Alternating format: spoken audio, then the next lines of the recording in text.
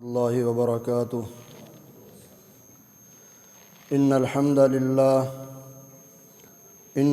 لله نحمده ونستعينه ونستغفره ونعوذ بالله من شرور أنفسنا ومن سيئات أعمالنا. من يهده الله فلا مضل له ومن يضلله فلا هادي له. وأشهد أن لا إله إلا الله وحده لا شريك له. وأشهد أن محمدًا عبده ورسوله. أما بعد فإن خير الحديث كتاب الله وخير الهدي هدي محمد صلى الله عليه وآله وسلم. وشر الأمور محدثاتها وكل محدثة بدعة وكل بدعة ضلالة وكل ضلالة في النار. يا أيها الذين آمنوا اتقوا الله حق تقاته ولا تموتن إلا وأنتم مسلمون.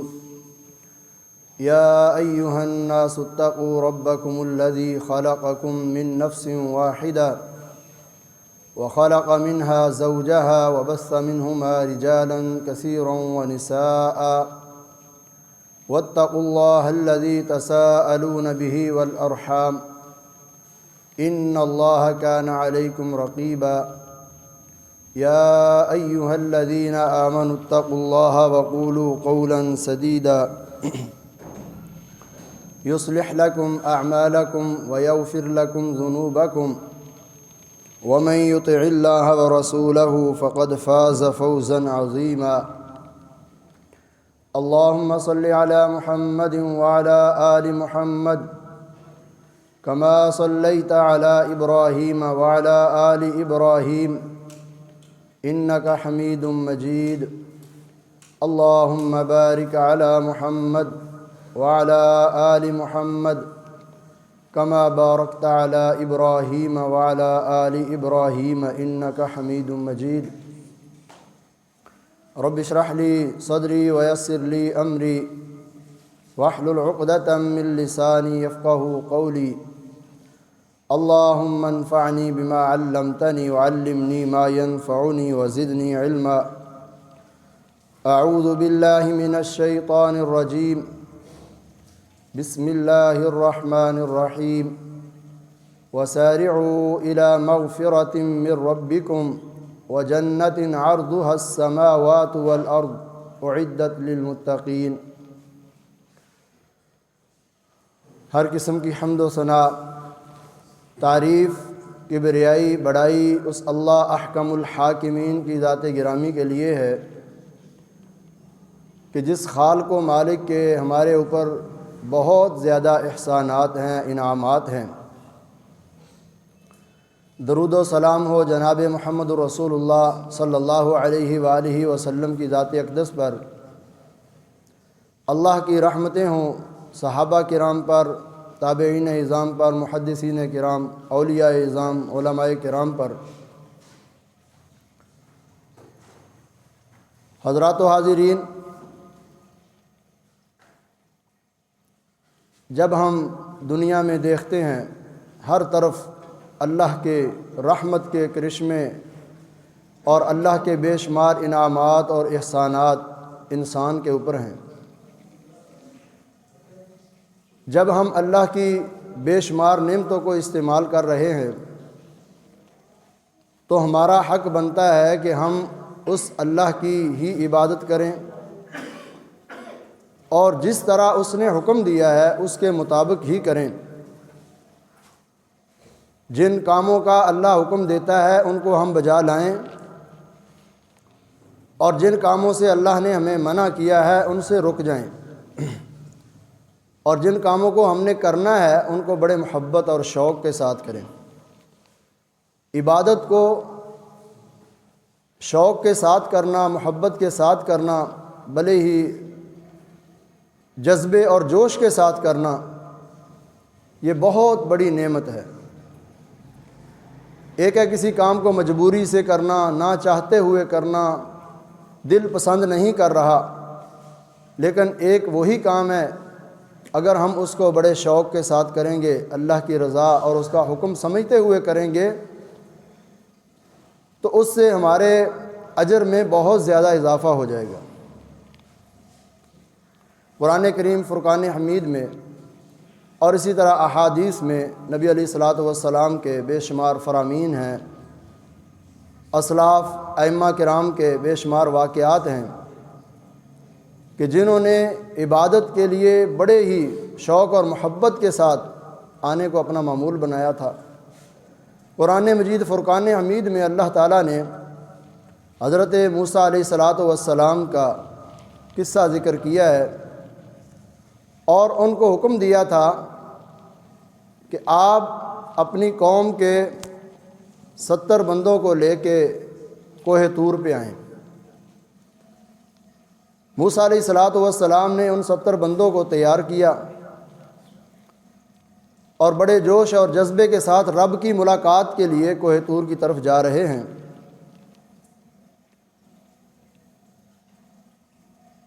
اور چلتے چلتے یعنی اتنا ذوق تھا، اتنا شوق تھا کہ ہم نے اللہ سے ملاقات کرنی ہے، جو اپنے ساتھ لیے تھے بندے ان کو پیچھے چھوڑ دیا اور اکیلے ہی اس مقام پہ پہنچ گئے۔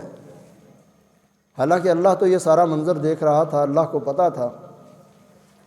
اور موسیٰ علیہ الصلاۃ والسلام سے اللہ نے سوال کیا، وما اعجلک عن قومک یا موسیٰ، کہ اپنی قوم سے اتنی جلدی کیوں کی؟ فرمانے لگے، قال هم اولائی علی آثاری وعجلت الیک ربی لترضی، میری قوم کے بندے میرے پیچھے آ رہے ہیں، میں نے اس لیے اتنی جلدی کی تاکہ اللہ تو راضی ہو جائے، میرے آنے میں تاخیر نہ ہو جائے۔ جلدی سے اس لیے آیا، محبت اور ذوق اور شوق، جوش اور جذبے کے ساتھ، تاکہ تو وعجلت الیک ربی لترضی، تاکہ اللہ تو راضی ہو جائے۔ تو اس سے ہمیں یہ پتہ چلتا ہے کہ جب ہم عبادت کے لیے آئیں تو بڑے ذوق اور شوق کے ساتھ، بڑی محبت کے ساتھ، کیونکہ قرآن کریم میں اللہ نے فرمایا وَسَارِعُوا إِلَىٰ مَغْفِرَةٍ مِّن رَبِّكُمْ، تم اللہ کی مغفرت کی طرف جلدی کرو اور اس کی جنت کے حصول کے لیے جلدی کرو۔ اس جنت کی چوڑائی آسمانوں و زمینوں کے برابر ہے اور اعدت للمتقین، متقین جو نیک لوگ ہیں ان کے لیے تیار کی گئی ہے۔ اور دوسرے مقام پہ فرمایا فَفِرُّوا إِلَى اللَّهِ، اللہ کی طرف دوڑو۔ یعنی اللہ کا کوئی بھی کام عبادت ہے، کوئی بھی خیر کے کام ہیں، ان کو دوڑ کے جلدی سے کرنے کی کوشش کرو۔ اسی طرح حضرت زکریا علیہ الصلاۃ والسلام، اللہ تعالیٰ نے قرآن کریم میں ان کا واقعہ بھی ذکر کیا ہے۔ 90 سال کی عمر ہے، اولاد نہیں ہے۔ ایک دن بڑے ہی ذوق، جوش اور جذبے کے ساتھ، ظاہر ہے کہ بندہ جب جوان ہوتا ہے، شادی ہوتی ہے، تو سب سے پہلی خواہش یہ ہوتی ہے کہ اللہ اس کو اولاد دے۔ تو اللہ کے نبی ہیں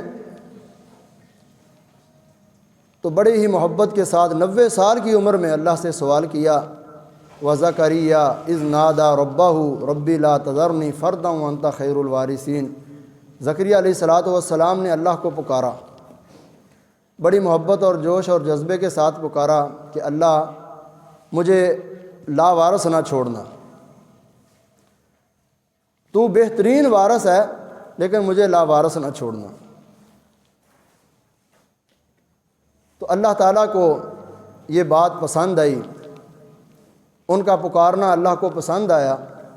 تو اللہ نے یہ نہیں کہا کہ 90 سال کی عمر ہے، اب تم نے اولاد کا کیا کرنا ہے، بلکہ وَوَهَبْنَا لَهُ يَحْيَىٰ وَأَصْلَحْنَا لَهُ زَوْجًا، کہ اللہ تعالیٰ نے ان کو بیٹا یحییٰ دیا اور اس کے لیے اب ان کی بیوی بھی بانجھ تھی، بوڑھے ہو چکے تھے، تو اللہ تعالیٰ نے ان کی بیوی کو بھی تندرست کر دیا، بیٹا جننے کے قابل کر دیا۔ وَوَهَبْنَا لَهُ وَأَصْلَحْنَا لَهُ زَوْجًا، اللہ نے ان کی بیوی کو بھی تندرست صحت مند کر دیا اور وہ بیٹا جننے کے قابل ہو گئی۔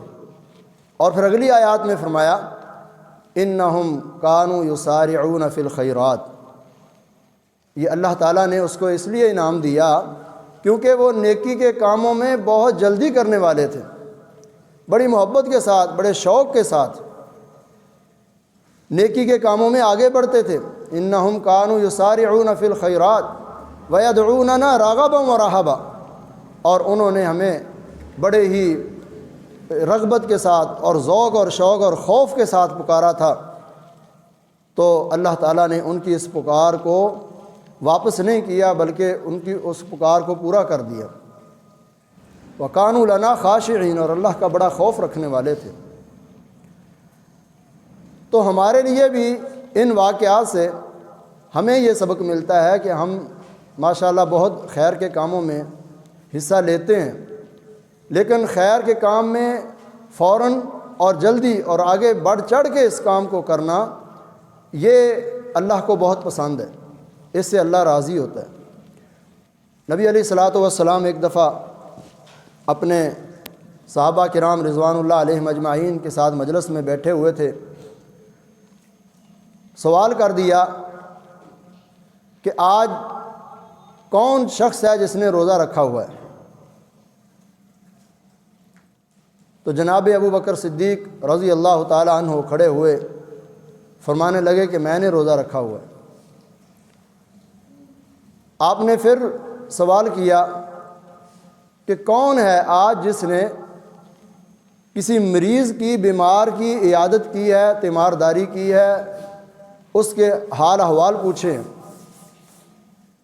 تو جناب ابو بکر صدیق رضی اللہ تعالیٰ عنہ کھڑے ہوئے، پھر آپ نے سوال کیا من اطعم المساکین، کہ آج کون شخص ہے جس نے کسی مسکین کو، کسی غریب کو کھانا کھلایا ہو؟ تو جناب ابو بکر صدیق رضی اللہ تعالیٰ عنہ ہی تھے۔ پھر آپ نے سوال کیا کہ کون شخص ہے جس نے آج کسی فوت شدہ کا جنازہ پڑھا ہے؟ تو وہ بھی جناب ابو بکر صدیق رضی اللہ تعالیٰ عنہ کھڑے ہوئے۔ یعنی نیکی کی طرف کس قدر رغبت، کس قدر شوق کہ ہر کام کو کرنے کی کوشش، یہ نہیں کہ بس ایک کام کر لیا بس کافی ہے، نہیں، مومن جو ہے ہر وقت وہ اسی طلب میں، اسی تڑپ میں رہتا ہے کہ مجھے کوئی نیکی کا موقع مل جائے میں اس کو کر لوں۔ تو نبی علیہ الصلوۃ والسلام نے فرمایا کہ جو شخص، یعنی ان کے شوق اور جذبے کو دیکھتے ہوئے کہ جو شخص ہر وقت نیکی کی تڑپ میں لگا رہتا ہے، ایسے شخص کے لیے اللہ جنت کو واجب کر دیتا ہے۔ اور ہم اسلاف امت، تابعین، صحابہ کرام کے جب واقعات پڑھتے ہیں تو بڑی حیرانگی ہوتی ہے، بڑا تعجب ہوتا ہے کہ کس قدر ان کو ایک ایک نیکی کا شوق تھا۔ جناب سعید بن مسیب رحمۃ اللہ علیہ تابعی ہیں، بڑا ہی نیکی کا ذوق رکھنے والے ہیں، فرماتے ہیں ما اذن المؤذن منذ 20 سنہ الا وکنت فی المسجد، 20 سال سے مؤذن کے اذان کہنے سے پہلے مسجد میں موجود ہوتا ہوں۔ بلکہ سیر اعلام نبلاء میں علامہ ذہبی نے ایک روایت ان کے بارے میں 30 سال کی لکھی، ایک 40 سال کی لکھی، کہ 40 سال یعنی بڑی، یہ بہت بڑی بات ہے کہ اذان سے پہلے مسجد میں پہنچنا، اور کس قدر شوق اور محبت کے ساتھ۔ اور پھر ہمارے لیے بھی یہ بہت بڑا موقع ہے۔ نبی علیہ الصلوۃ والسلام نے فرمایا اذان اور نماز کے درمیان ایسی گھڑی ہے کہ اس گھڑی میں اگر دعا مانگی جائے تو اللہ اس کو رد نہیں کرتا، اللہ قبول کرتا ہے۔ اگر ہم کوئی 10 منٹ اپنے ٹائم نکال کے، یعنی ضروری نہیں کہ ہم نے جب جماعت کھڑی ہو جائے اور تکبیر اولیٰ نکل جائے، 1-2 رکعتیں نکل جائیں پھر ہی ہم نے آنا ہے، بلکہ اگر ہم کوئی اذان اور نماز کے شوق میں اذان ہوتے ہی فوراً مسجد کی طرف آ جائیں، 20 منٹ ہوتے ہیں آگے سنتے پڑھیں، اور پھر کوئی ٹائم بچ جائے تو اللہ سے دعا کریں، اپنی ضروریات اللہ کے سامنے رکھیں۔ اسی طرح ایک امام اعمش، نام ان کا سلیمان بن مہران ہے، بڑے اللہ والے ہیں، بڑے ہی نیکی کے ساتھ محبت کرنے والے ہیں۔ فرماتے ہیں کہ 40 سال نماز جماعت کے ساتھ پڑھی ہے۔ کسی نے سوال کیا کہ کبھی صرف ایک نماز کہنے لگے کہ ایک نماز جو ہے وہ جماعت سے رہ گئی تھی۔ کسی نے سوال کیا کہ کس لیے، کیوں رہ گئی تھی؟ کہنے لگے کہ اس دن والدہ فوت ہو گئی تھیں اور ان کی تجہیز و تکفین، کفن دفن کا انتظامات کرتے رہے، اس وجہ سے ایک نماز جماعت سے رہ گئی تھی۔ تو اس موقع پہ ہم اپنا اندازہ لگائیں کہ ہم تو، میرا خیال ہمارے پاس تو 20 نمازیں ایسی نہیں ہوں گی، میرا خیال سارے دن میں ہمارے پاس 5 نمازیں ایسی نہیں ہوں گی کہ کوئی ہم نے 5 پوری کی پوری جماعت کے ساتھ اور بڑے اہتمام کے ساتھ اور بڑے ذوق اور شوق کے ساتھ ادا کی ہوں۔ اللہ ہمارے اندر یہ ذوق، شوق اور یہ جذبہ، یہ عبادت کا شوق اور محبت پیدا کر دے، کیونکہ کوئی بھی کام ہے کہ جب اس کو نیکی کے کام کو ذوق اور شوق کے ساتھ کیا جائے، اس میں بڑی خیر ہے، بڑی برکت ہے، اللہ کی رضا نصیب ہوتی ہے، رزق میں فراخی ہوتی ہے اور پریشانیاں دور ہوتی ہیں۔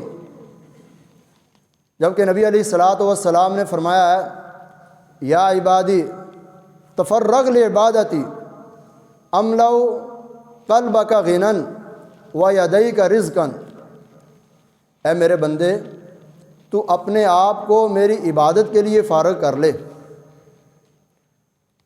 میں تیرے دل کو غنا سے بھر دوں گا اور تیرے ہاتھوں کو رزق سے بھر دوں گا۔ اور دوسرے یعنی جو طرز زندگی ہے اس کے لیے یہ فرمایا کہ جب بندہ اپنے آپ کو کاموں میں اتنا مشغول کر لیتا ہے، خواہ مخواہ کی ٹینشنیں اپنے اوپر سوار کر لیتا ہے، عبادت کے لیے وقت نہیں نکالتا، اللہ پھر اس کو کاموں میں اتنا الجھا دیتا ہے کہ اس کو عبادت کرنے کا، اللہ کا ذکر کرنے کا ٹائم ہی نہیں ملتا۔ مصروفیت اتنا ہوتا ہے کہ دن رات مصروفیت ہے، مصروفیت ہے، کسی کے پاس ملنے کا اس کے پاس ٹائم نہیں ہے، عبادت کے لیے اس کے پاس ٹائم نہیں ہے، اپنے گھر کے لیے اس کے پاس ٹائم نہیں ہے۔ فرمایا کہ جو بندہ عبادت کے لیے اپنے آپ کو فارغ نہیں کرتا، املؤ قلبک فقرا، یعنی اس کے اندر اللہ فقر ڈال دیتا ہے اور اس کے ہاتھوں کو تنگی سے اللہ بھر دیتا ہے کہ بہت زیادہ ہونے کے باوجود بھی وہ سمجھتا ہے کہ بس میرے پاس کچھ نہیں ہے۔ جو غنا ہے اصل دل کا غنا ہے۔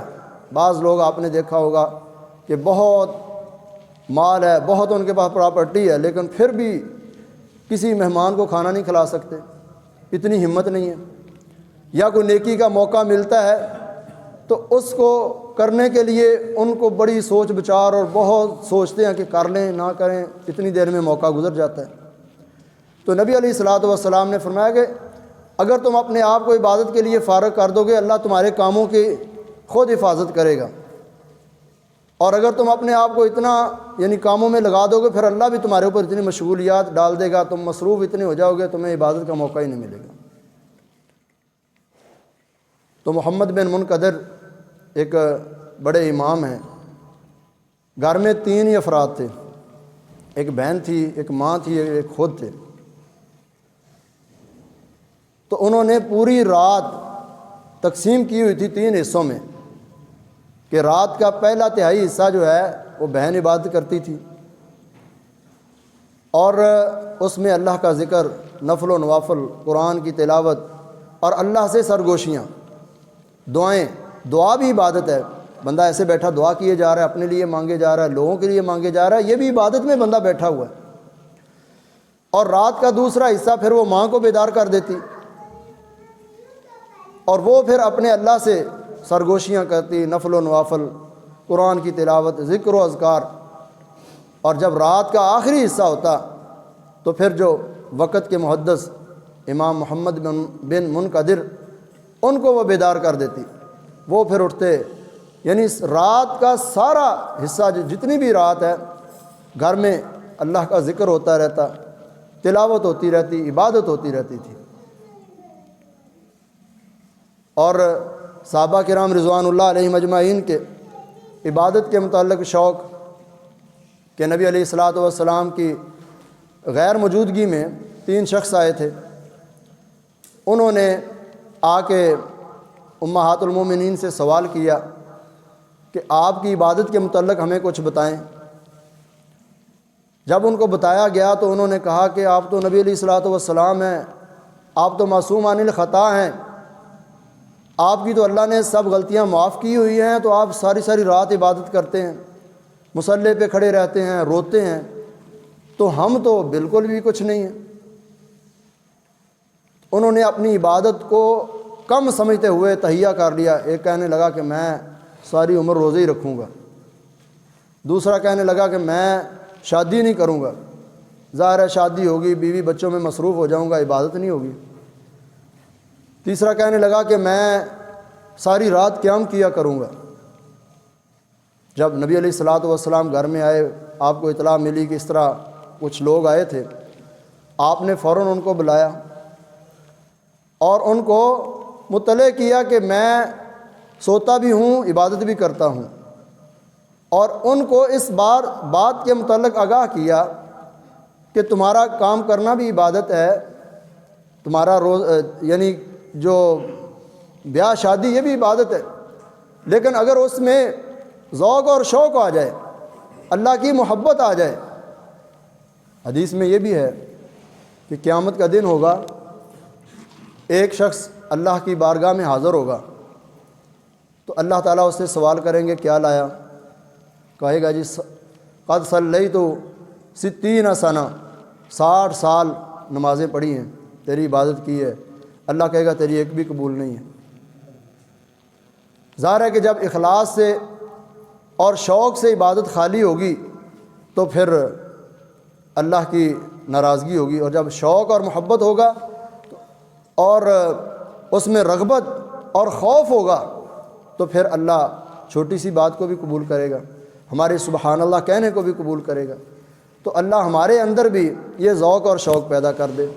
دیکھیں ہم جمعہ کے لیے آتے ہیں، جمعہ کی فضیلت آپ نے بڑی سنی ہے کہ جب جو بندہ سب سے پہلے آتا ہے اس کو اونٹ کی قربانی کا ثواب، ہر جمعے ہم اونٹ کی قربانی کا ثواب لے سکتے ہیں، ویسے 7-8 لاکھ کا اونٹ اگر لینا ہو تو، لیکن ہم فری میں یہ ثواب حاصل کر سکتے ہیں۔ اسی طرح جو دوسرے نمبر پہ آتا ہے اس کے لیے گائے کی، اور تیسرے نمبر پہ بکرے، اور اس طرح درجہ بدرجہ حتیٰ کہ انڈے کی، یعنی انڈے کی قربانی تو نہیں ہوتی نا، لیکن صرف اس کے ثواب کی کمی کو بیان کیا ہے کہ اس کو پھر سب سے جو آخری نمبر پہ آتا ہے اس کو کم ثواب ملتا ہے۔ لیکن جب خطبہ شروع ہو جاتا ہے تو جو کرامن کاتبین، جو فرشتے لکھنے والے ہیں، وہ دروازوں پہ کھڑے ہوتے ہیں، نام لکھ رہے ہوتے ہیں ہر بندے کا کہ فلاں بن فلاں بھی آ گیا ہے، اس کا نام درج ہو گیا رجسٹر میں۔ تو جب خطبہ شروع ہو جاتا ہے تو وہ چھوڑ کے بیٹھ جاتے ہیں، یعنی ہماری حاضری ہو جاتی ہے، ہمارا فریضہ تو ایک ادا ہو جاتا ہے، لیکن بہت بڑے اجر سے ہم محروم ہو جاتے ہیں۔ تو ہمیں کوشش کرنی چاہیے کہ ہم نے آنا تو ہے ہی، مثلا نماز ہم نے پڑھنی تو ہے ہی، وضو کرنا تو ہے ہی، تو 10 منٹ پہلے آ جائیں تاکہ ہمیں جو جمعے کا مقصد ہے کہ جو پوری گفتگو ہو وہ بھی سمجھ آ جائے اور اللہ کی رضا بھی نصیب ہو جائے، پورا ثواب بھی ہمیں مل جائے۔ تو دعا ہے کہ اللہ ہمیں عمل کی توفیق عطا فرمائے۔ وما علیہ الا البلاغ المبین۔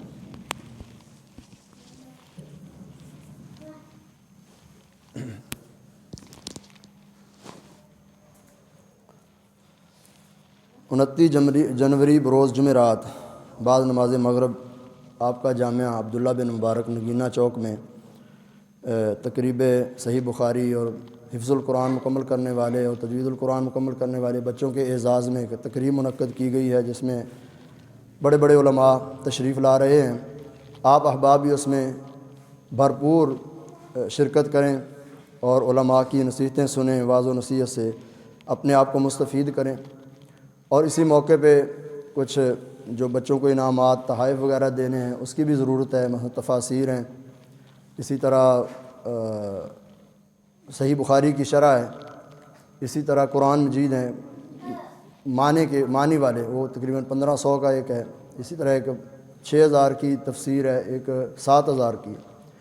تو آپ اپنا اپنا حصہ اس میں ضرور ڈالیں، یہ خیر کا کام ہے۔ انشاءاللہ بچے پڑھتے رہیں گے، استفادہ کرتے رہیں گے، آپ کو اس میں ثواب پہنچتا رہے گا۔ تو اس کار خیر میں ضرور آپ حصہ لیں۔ اللہ ہمیں زیادہ سے زیادہ خیر کے کاموں میں आगे बढ़ने की तौफ़ीक़ अता फ़रमाए। इन्नल हम्दुलिल्लाह नहमदुहु व नस्तईनुहु व नस्तगफिरुह, अम्मा बअदु फ़इन्न खैरल हदीस किताबुल्लाह व खैरल हदी हदी मुहम्मदिन सल्लल्लाहु अलैहि व आलिहि व सल्लम व शर्रल उमूरि मुहदसातुहा व कुल्ल मुहदसतिन बिदअह व कुल्ल बिदअतिन ज़लालह व कुल्ल ज़लालतिन फिन्नार। अल्लाहुम्मा सल्लि अला मुहम्मद व अला आलि मुहम्मद कमा सल्लैता अला इब्राहीम व अला आलि इब्राहीम इन्नका हमीदुम मजीद। अल्लाहुम्मा बारिक अला मुहम्मद व अला आलि मुहम्मद कमा बारकता अला इब्राहीम व अला आलि इब्राहीम इन्नका हमीदुम मजीद। अल्लाहुम्मा अन्फ़अना बिमा अल्लमतना व अल्लिमना मा यनफ़अुना व ज़िदना इल्मा। अज़हिबिल बास रब्बन नास वश्फ़ि अंत शाफ़ी ला शिफ़ाअ इल्ला शिफ़ाउक शिफ़ाअन ला युग़ादिरु सक़मा। रब्बना आतिना फ़िद दुनिया हसनतन व फ़िल आख़िरति हसनतन व क़िना अज़ाबन नार। रब्बना इग़फ़िर लना व लिइख़वानिना अल्लज़ीना सबक़ूना बिल ईमान वला तजअल फ़ी क़ुलूबिना ग़िल्लन लिल्लज़ीना आमनू रब्बना इन्नका रऊफ़ुर रहीम। सुब्हान रब्बिका रब्बिल इज़्ज़ति अम्मा यसिफ़ून व सलामुन अलल मुरसलीन वल्हम्दुलिल्लाहि रब्बिल आलमीन।